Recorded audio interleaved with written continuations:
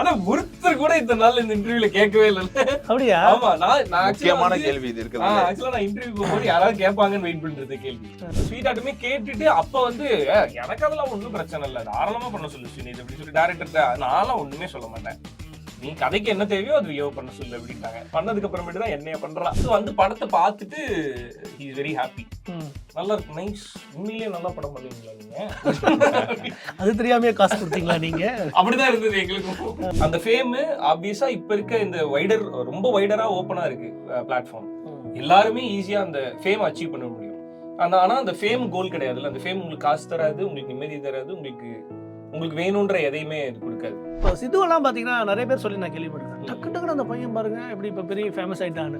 அது டக்கு டக்கு இல்லன்னு அதுதான் சொல்றேன், உங்களுக்கு அது நல்லாவே தெரியும்ல. ஆமாமா, எத்தனை வருஷம் அது டக்கு டக்குன்னுலாம் கிடையாது. சித்துக்கு ஃபோன் பண்ணி மச்சாண்டி அவனை கொஞ்ச நாள் ஒரு ரூம்ல வச்சுக்கடா அப்படின்னு சொல்லி அனுப்பிட்டேன். அந்த கொஞ்ச நாள் வந்து 1 மாசம் 2 மாசம் இல்ல 1.5 வருஷம் சித்து பாத்துக்கிட்டான் அவனை. அந்த ரூம்மேட்டா இருக்கும்போது சித்து இப்ப நீங்க வீடியோல பாக்குறீங்கல்ல, இப்ப நீங்க வீடியோல எப்படி பாக்குறீங்களோ அந்த சித்து தான் அப்படி இருப்பான். நேச்சுரலாவே அவன் யாரோ அதை வீடியோல கரெக்டா ரிப்ளிகா பண்றான். சரி, ஓகே. இப்போ உங்க வைஃப் உங்களோட படம் ஸ்வீட் ஹார்ட் ஃபுல்லா பார்த்துட்டாங்களா? இன்னும் பார்க்கல, காட்டல, இன்னும் பார்க்கல. ட்ரைலர் மட்டும் தான் பார்த்துருக்காங்க. என்ன பிளான் வச்சிருக்கீங்க? எப்போ போறதா இருக்கீங்க? பக்கத்து சீட்ல உட்காந்து பாப்பீங்களா? படமே வந்தது கண்ணில் காட்டாம வைக்கணும். இன்னைக்கு நம்ம ஷோக்கு ஸ்வீட் ஹார்ட் ஸ்பெஷலா ரியோ ராஜும் அருணாச்சலேஸ்வரன் 2 பேர் வந்திருக்கீங்க. வணக்கம். வணக்கம். எப்படி இருக்கீங்க? சூப்பரா இருக்கும். நல்லா இருக்கும். நீங்க எப்படி இருக்கீங்க? நல்லா இருக்கேன். முதல்ல ரியோ கிட்ட வந்து போகணும்னு நினைக்கிறேன். எப்படி இருக்கு இந்த ப்ரெஷர்லாம்? இந்த படம் ரிலீஸ் ஆகுறது, ஒரு விஜேவா இருந்து அப்புறம் ஜாலியாக டிவி பண்ணிட்டு இப்போ வந்து எல்லாரும் எதிர்பார்க்கக்கூடிய ஒரு நடிகராக மாறி எப்படி இருக்குது ப்ரெஷர்லாம்? இன்பமாய் இருக்குது ஐயா. நிஜமாவே அந்த படத்துல வர மாதிரி தான், பின்னாடி குச்சி வச்சு அடிச்சோன்னே இன்பமாய் இருக்குது ஐயா அப்படின்ட்டு. ரெகுலரா ஏதாவது ஒரு ஒர்க் இருந்துட்டு ஒரு மாதிரி ஆக்குபைடாவே இருக்கும்ல, which is எனக்கு அதுதான் வேணும்னு சொல்லி மேனிஃபெஸ்ட் பண்ணது. அது நடக்கும்போது ஜாலியா இருக்கு. ஸ்வீட் ஹார்ட்டோட ட்ரெய்லரை பார்த்ததுக்கு அப்புறம் வீட்ல என்ன ரெஸ்பான்ஸ்? ஆனா ஒருத்தர் கூட இந்த நாள் இந்த இன்டர்வியூல கேட்கவே இல்ல. அப்படியா? ஆமா, நான் முக்கியமான கேள்வி இது இருக்கு. ஆக்சுவலா நான் இன்டர்வியூ போகும்போது யாராவது கேட்பாங்கன்னு வெயிட் பண்றது கேள்வி. ஏன்னா இதை பார்க்கும்போது நமக்கு எனக்கு ரியோ செத்தான் அப்படின்னு 1-2 பேர் கேட்டாங்க. பட் ஆனா கரெக்டா யாருமே கேட்கல. அதே தானே நடந்தது. அப்படியா? ரியோ செத்தான். ஏன்னா ஆரம்பத்துல இருந்து கூடவே இருக்காங்க. திடீர்னு ஒரு அந்த சேஞ்ச் ஓவரை பார்க்கும்போது என்னதான் சினிமா அது வெறும் நடிப்பு தான் அப்படின்னாலும் இல்ல, அவங்க முழு கதை கேட்டுட்டாங்க ஃபர்ஸ்டே. எல்லா கதையுமே ஆக்சுவலி கேட்டுருவாங்க. ஸ்வீட் ஆட்டுமே கேட்டுட்டு அப்ப வந்து எனக்கு அதெல்லாம் ஒன்றும் பிரச்சனை இல்லை, தாராளமா பண்ண சொல்லு ஸ்ரீனித் அப்படின்னு சொல்லி டைரக்டர்ட்ட நான்லாம் ஒண்ணுமே சொல்ல மாட்டேன். நீ கதைக்கு என்ன தேவையோ அது வியோ பண்ண சொல்லு அப்படின்ட்டாங்க. பண்ணதுக்கு அப்புறமேட்டு தான் என்னைய பண்றான். இது யங்ஸ்டர்ஸ் எல்லாத்துக்கும் நல்லா கனெக்ட் ஆகக்கூடிய ஒரு 100%. இந்த ட்ரெய்லரை பார்த்ததுக்கு அப்புறம் ஃபேமிலி ஆடியன்ஸ் உள்ள வரணுமா வேணாமாங்கிற ஒரு டவுட் இருக்கும் மக்களுக்கு. என்ன ஒரு ஹீரோ தாராளமா வரலாம். இது வந்து யங்ஸ்டருக்கான படம் தான். பட் அதுக்காக ஃபேமிலி வந்து இதுல இருந்து அவேவா இருப்பாங்களான்னு கேட்டா கிடையவே கிடையாது. அதுக்கு என்னெல்லாம் இருக்கணுமோ அதெல்லாம் படத்துல இருக்கு. அதை ட்ரெய்லர்ல காட்ட முடியல. காரணம், படத்தோட கண்டென்ட் ரிவீல் ஆகும். படத்துல என்ன இருக்கோ அதை ஓப்பனா ட்ரெய்லர்லயே காமிச்சிட்டோம்னா படம் பார்க்க தேவையில்லையே. அதனால ட்ரெய்லர்ல என்ன வைக்க முடியுமோ அதை வச்சிருக்கோம். ட்ரெய்லருக்கு தேவையானதுன்றதெல்லாம் இல்ல, இதுதான் எங்கனால ட்ரெய்லர்ல வைக்க முடிஞ்ச விஷயம், அதனால ட்ரெய்லர்ல அதை வச்சிருக்கோம். படத்துக்குள்ளார ரொம்ப ரொம்ப ஓப்பனா நிறைய விஷயங்களை. என்ன சர்டிஃபிகேட் கொடுத்திருந்தாங்க சென்சார்ல? யூஏ தான். ஓகே. அடுத்தா வந்து அருணாச்சலேஸ்வரன். என்னன்னு உங்களை ஃப்ரெண்ட்ஸ்ல என்னன்னு கூப்பிடுவாங்க? அப்படி வச்சுக்கலாங்க. அருணாச்சலம் தான். அருணாச்சலம் தான். இது நல்லா இருக்கு. எனக்கு அருணாச்சலேஸ்வரன் தான் பிடிக்கும். அப்படியா? அதனால நேமே அருணாச்சலேஸ்வரன். எவ்வளவு பேருப்பா. அதாவது உங்க ரீல்ஸ் தான் நான் நிறைய பார்த்துருக்கேன். எனக்கு ரொம்ப பிடிக்கும். தேங்க்யூ. எங்க இருந்து வரீங்க? முதல்ல நீங்க என்ன பண்றீங்க பேசிக்கா? நான் வந்து 12th முடிச்சுட்டு பிஎஸ்சி விஷுவல் கம்யூனிகேஷன் படித்தேன். வேல்ஸில் வந்து படித்தேன். ஸோ அதை முடிச்சுட்டு அப்படியே சினிமா ட்ரை பண்ணிட்டு இருந்தேன். அதுக்கப்புறம் வந்து ஒர்க் ஆகாதனால கொரோனாலேருந்து வீட்டுக்கு போயிட்டு சும்மா ஆரம்பித்தேன் கண்டென்ட் வீடியோஸ் வந்து காமெடியாக கொஞ்சம் ஆரம்பித்தேன். டஸ்மேஷாக ஸ்டார்ட் பண்ணேன். அப்புறம் கொஞ்சமாக ஆக்டிங் வர மாதிரி இருந்துச்சு, கொஞ்சம் ப்ரைஸ் கிடச்சிது.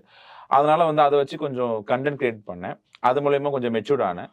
அந்த மெச்சூர்ட் ஆகி ஒரு 4 years வந்து ஒரு கண்டென்ட் பண்ணேன். அந்த கண்டென்ட்டை பார்த்து டேரக்டர்ஸ் வந்து கூப்பிட ஆரம்பிச்சாங்க. சரி, அப்போ இப்போ வந்து உங்களோட கண்டென்ட்டை பார்த்து கூப்பிடுறாங்க அப்படிங்கிறதுல பெரிய ஆச்சரியம் கிடையாது. நல்லா பண்றீங்க. இதுக்கு முன்னாடி ஒன்று சொன்னீங்கல்ல, இந்த கொரோனா டைம்ல நான் வந்து சினிமா பண்ணணும்னு நினைச்சேன், முடியல, அதுக்கப்புறம் வந்து நான் இதெல்லாம் சினிமாக்கு ட்ரை பண்ணேன். அதான் கொரோனா டைம்ல வந்து எல்லாத்துக்குமே இருக்கக்கூடிய ஆசை தான். எனக்கு சின்ன வயசுல இருந்து இந்த மாதிரி ஆசை.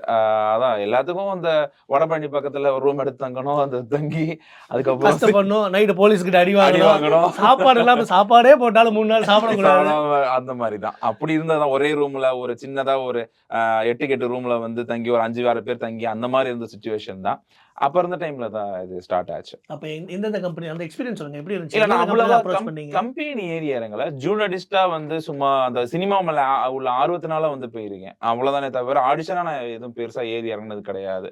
எனக்கு தெரிஞ்சு நான் ஒரு 4 ஆடிஷன் 3 ஆடிஷன் அட்டெண்ட் பண்ணிருப்பேன். மத்தபடி நான் அது பெருசா போகல. அதுக்கான வாய்ப்பு எனக்கு அமையலையான்னு தெரியல. நான் இந்த இன்ஸ்டாகிராமையே வந்து பாத்தீங்கன்னா ஒரு ஆடிஷன் பிளாட்ஃபார்மை யூஸ் பண்ணிக்கிட்டேன்.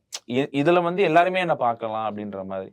ஏன்னா ஒவ்வொரு செலிபிரிட்டிஸ் இருக்காங்கல்ல, பெரிய பெரிய செலிபிரிட்டிஸ் இருக்காங்கல்ல, அவங்களுக்கு வந்து ஒரு நார்மலா வந்து லைஃப்ல இருக்கக்கூடிய டிராவல் ஆயிட்டு இருக்கக்கூடிய ஒரு ஃப்ரெண்ட்ஸ் யாராவது இருப்பாங்க. அவங்க பார்த்து என்ன வந்து சொல்லுவாங்க, அந்த பெரிய ஆளுங்கிட்ட டேரக்டர் கிட்ட வந்து சொல்லுவாங்க. அது எனக்கு ரொம்ப யூஸ்ஃபுல்லா இருந்துச்சு இன்ஸ்டாகிராம். சரி, ரியோ கிட்ட நீங்க வந்து ஒரு சன் மியூசிக்ல இருக்கும்போது யுவன் சங்கர் ராஜா பாடல்கள் போடும்போது ஒரு ஃபீல் இருக்கும். நீங்க நமக்கு அவர் பாட்டு பண்றாரு அப்படிங்கிறது ஒரு ஃபீல். எப்படி இருந்துச்சு சொல்லுங்க? நல்லா இருந்தது.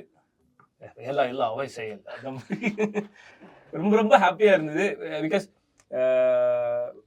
அதான் முன்னாடி இருந்தே வந்து அவரோட பாட்டை கேட்டு ரசிச்சு ஒன்று இருக்கும். நமக்கு கொஞ்சம் எக்ஸ்ட்ரா நமக்கு சன் மியூசிக்ல ஒரு ஃபர்ஸ்ட் நமக்காக ஒரு வீடியோ பண்ணி நமக்குன்னு ஒரு மாசா ஒன்று பண்ணணும் அப்படிங்கும் போது நான் தேடி போன இடம் யுவன் தான். அவரு போட்ட பாட்டுல இருந்து ஒன்று வேணும் அப்படின்னு தேடினது. கரெக்டா அந்த வீடியோவா ஒரு மாதிரி குவக்கே அமையும். அவரு சென்னை 28ல வந்து ஜெயிக்கு போட்டிருந்த பாட்டை தான் எனக்கு விஜேஐடியில போட்டோம். இப்போ வரையுமே நிறைய பேர் அந்த பாட்டு என்னோட பாட்டு அப்படின்னு நினைச்சுக்கிறாங்க. அப்படி யாருக்கோ போட்டதை வந்து என்னோட பாட்டா ஓன் பண்ணிக்கிட்டது போய் இப்ப எனக்கே ஒரு பாட்டு போடும்போது அது ஒரு மாதிரி, அது ஒரு தனி ஃபீல். அதுக்கு ஆப்வியஸா அது தானா நடக்கல. அதுக்கு நிறைய எஃபோர்ட் போட்டோம். அந்த கண்ணில் படுற மாதிரி நிறைய வேலையை செஞ்சுட்டு பாத்தீங்கன்னா நான் படம்லாம் பண்றேன் அப்படின்லாம் ஒன்று பண்ணிருப்போம்ல. அந்த மாதிரி பண்ணி அது நமக்கு அதுக்கு என்ன எதிர்பார்த்தோமோ அது கரெக்டா நடக்கும்போது ஒரு சந்தோஷம் இருக்குல்ல. சோ அந்த சந்தோஷம் தான் எனக்கு ஸ்வீட்டா. அதே மாதிரி ப்ரொடியூஸும் பண்ணியிருக்காரு. பாட்டு வாங்குறத தாண்டி அவர்கிட்ட பணம் வாங்குறது அது ஒரு பெரிய விஷயம் தான். எப்படி இதெல்லாம் அமைஞ்சது? நாங்க ஜோ படம் பண்ணும்போது ஒரே கனான்னு ஒரு பாட்டு, அந்த பாட்டை கிரியேட் பண்ணதே சித்து, நானு, ஹரிஹரன் ராம், ஜோவோட டைரக்டர். அந்த படத்துல இப்படி ஒரு சிச்சுவேஷன் வரும்போது இது யுவன் சாரோட வாய்ஸ்ல இந்த பாட்டு இருக்கணும்னு பிளான் பண்ணி தான் கம்போசிங்ல இருந்தே ஆரம்பிச்சோம். ஸோ அதை பண்ணும்போதே அவருக்காகவே பண்ணது.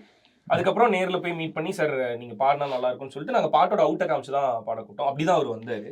தென் அங்கிருந்து அந்த பாட்டோட ப்ரோமோ சாங்ல அவர் அப்பீர் ஆனாரு. அங்கிருந்து கிளம்பும் போது ஆக்சுவலி ஒய்எஸ்ஆர் ஃபிலிம்ஸ்ல வந்து படம் பண்றதை ஸ்டாப் பண்ணி வச்சுட்டாங்க கொஞ்ச நாளைக்கு. திரும்ப ஆரம்பிக்கலாம் அப்படிங்கும்போது ஜென்ரலா அவர் சொல்லியிருக்கிறது இந்த மாதிரி டீம்ல பண்ணலாம்ல அப்படின்னு சொல்லிட்டு போயிட்டாரு. அது சொன்னது வந்து நமக்கு ஐ மீன் அந்த டீம்ல இருக்கவங்க எல்லாரும் நமக்கு க்ளோஸ்ன்றனால கேட்டாங்க, அடுத்து இருந்ததுன்னா சார் கேட்கிறாரு அப்படின்னு சொல்லிட்டு. தென் நம்ம போய் கதை சொன்னோம். கதை கேட்டோன்னு நைஸ் வில் டூ திஸ் அப்படின்னு சொல்லிட்டு ஒரு டூர் போயிட்டாரு. அதான் சொல்றேன்ல, நைஸ் வில் டூ திஸ் அப்படின்னு கிளம்பி போயிட்டாரு. படம் முடிச்சு வச்சு தான் திரும்பி வந்து படம் பார்த்து. அப்படிதானா? இல்ல ஜெனரலா நிறைய பேச மாட்டாரு. இல்ல ஆக்சுவலா நிறைய பேசுவாரு, ஜெனரலா நிறைய பேசுவாரு. ஓகே. சோ அந்த படத்தை பார்த்துட்டு ஹி இஸ் வெரி ஹாப்பி. நல்லா இருக்கு, நைஸ், உண்மையிலேயே நல்லா படம் பண்ணுவீங்களா நீங்க? அது தெரியாமயே காசு கொடுத்தீங்களா நீங்க? அப்படிதான் இருந்தது எங்களுக்கும். அது ஆக்சுவலி இது ஒரு இன்டர்வியூல சொன்னாரு. சொன்ன உடனே நான் ஃபோன் பண்ணி கேட்டேன், இன்னும் இப்படி சொல்லிருக்காரு, அப்ப உண்மையிலேயே அவர் என்னன்னே தெரியாம தான் காசு கொடுத்தாரு அப்படின்னா அவர் அப்படிதாங்க அப்படின்னாங்க. அவர் பார்த்துட்டு வெரி ஹாப்பி. ஸோ அதை சொல்லும்போது நமக்கு இன்னும் பயங்கர ஹாப்பியா இருந்துச்சு. அடுத்தா வந்து இப்போ நீங்க டிவி ஆரம்பிக்கும் போது இன்னைக்கு டிஜிட்டல் இருக்கிறத பார்க்கும்போது கம்ப்ளீட்டா டிஜிட்டல் தான் எல்லா ஃபீல்டையுமே ஆக்குபை பண்ணிருச்சு. நீங்க டிவி ஆரம்பிக்கும் போது பாத்தீங்கன்னா அப்ப டிவி இருந்துச்சு, ரேடியோ இருந்துச்சு, அந்த மாதிரியான மீடியா மட்டும்தான் இருந்தது. இன்னைக்கு டிஜிட்டல் பண்றவங்கலாம் பாத்தீங்கன்னா அப்படி ஒரு எக்ஸ்போஷர் இருக்கு. ஈவன் சித்துல ஆரம்பிச்சு நீங்க இதை எப்படி பாக்குறீங்க? எனக்கு நான் அதை 2 விதமா பாக்குறேன்.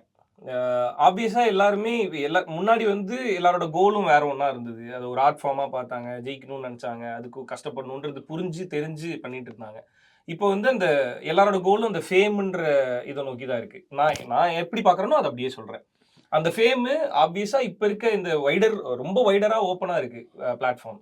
எல்லாருமே ஈஸியா அந்த ஃபேம் அச்சீவ் பண்ண முடியும். ஆனா அந்த ஃபேம் கோல் கிடையாதுல்ல. அந்த ஃபேம் உங்களுக்கு காசு தராது, உங்களுக்கு நிம்மதி தராது, உங்களுக்கு வேணுன்ற எதையுமே இது கொடுக்காது. அந்த ஃபேமை வச்சு என்ன பண்ண போறோன்றது தான் இங்க விஷயம். அது நிறைய பேருக்கு தெரிய மாட்டேன்றது மட்டும்தான். அதை கரெக்டா தெரிஞ்சு அதை சேனலைஸ் பண்ணி ஒர்க் பண்றவங்க தான் சித்துவாவும் இப்ப அருணாச்சலேஸ்வரனாவும் மாறுறாங்க. அதை சேனலைஸ் பண்ண தெரியாம அந்த ஃபேம் கிடைச்சிருச்சு அப்படின்னா போய் இன்டர்வியூ கொடுக்கறது வந்து சாதனை கிடையாது. இங்க நிறைய பேர் இன்டர்வியூ கொடுக்கறதுக்கு ஃபேம் ஆயிக்கிறாங்க. இல்ல அது ஒண்ணு இருக்கு. இன்னொன்னு இப்போ சித்துவெல்லாம் பாத்தீங்கன்னா நிறைய பேர் சொல்லி நான் கேள்விப்பட்டிருக்கேன், டக்கு டக்குன்னு அந்த பையன் பாருங்க இப்படி இப்ப பெரிய ஃபேமஸ் ஆயிட்டான்னு. அதுதான் சொல்றேன், உங்களுக்கு அது நல்லாவே தெரியும்ல. எத்தனை வருஷம் அது டக்கு டக்குன்னுலாம் கிடையாது. நியர்லி 12 வருஷத்தோட 12-13 வருஷம் உழைப்பு அது. இப்ப சித்து இருக்கிற இடம்ன்றது வந்து ஒரு 12-13 வருஷம் உழைப்பு அது.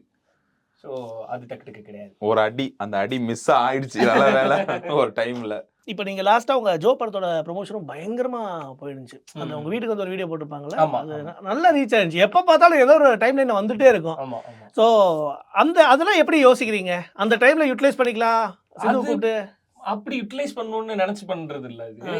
அது ஆக்சுவலா படம் ரிலீஸ் ஆக போகுதுன்னொன்னையுமே நாங்க ரெகுலரா பேசிட்டு இருப்போம்ல, அப்போ வந்து ஒரு வீடியோ ஒன்று பண்ணி விட்டுருவோம் நம்ம சேனல்ல அப்படின்னு சொல்லிட்டு பிளான் பண்ணதுதான். ஸோ அது வந்து பண்ணலாங்கும் போது ரெகுலரா ஒரு vlog பேட்டர்ன்ல இருந்தா, அது இல்லாம வேற ஏதாவது ஒன்று பண்ணணும்ன்றது மட்டும்தான் ஐடியாவா இருந்தது.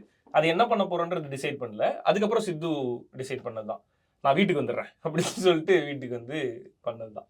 இன்னொன்று சிதுவை பற்றி நான் நிறைய விஷயங்களில் கேள்விப்பட்டதுன்னா, கண்டென்ட்டில் தம்பி பயங்கர ஸ்ட்ராங்கு. நம்ம பார்க்குறதை விட அவன் யோசிக்கிற விஷயமும் சரி, ஆமா. கடைசி அவுட் வர வரைக்கும் உட்காந்து அந்த டைம் லைனில் என்ன இருக்கணும், டெம்ப்ளேட் என்னவா இருக்கணுங்கிற அளவுக்கு யோசிச்சு பண்ணுவான் அப்படின்னு சொல்லி இப்ப கேள்விப்பட்டேன். வரையும் அப்படிதான், இதுக்கப்புறமேட்டும் அவன் அப்படிதான் இருப்பான். நாங்கள் பார்க்கும்போது வந்து ஜாலியாக இருக்கிற பையன் மாதிரி இருக்கான் ஸ்க்ரீனில். பட் அவன் அந்த மாதிரி இல்ல ஆக்சுவலா ஜாலியான ஆள் தான், ஒர்க்ல சீரியஸா இருப்பான்.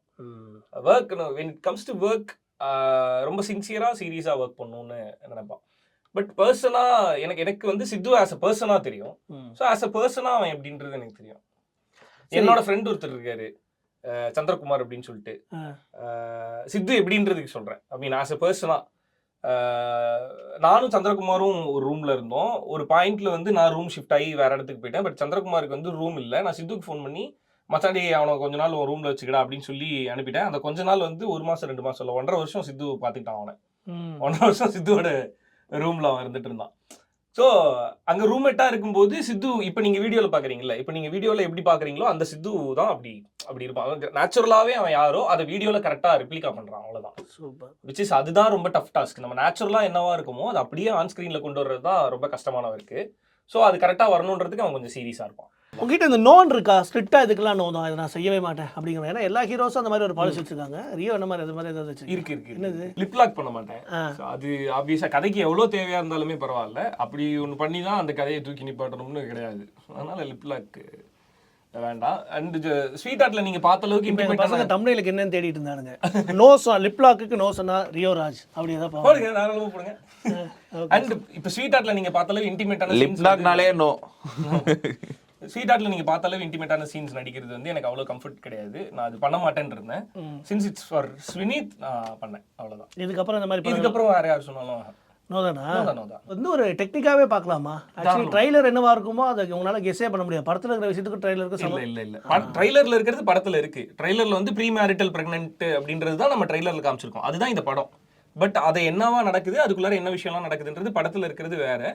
அதை வச்சு படத்துக்குள்ளார பேசியிருக்க விஷயம் வேற. அதை சொல்லக்கூடாதுல்ல, நான் எப்பயே சொல்லியிருந்தேன்.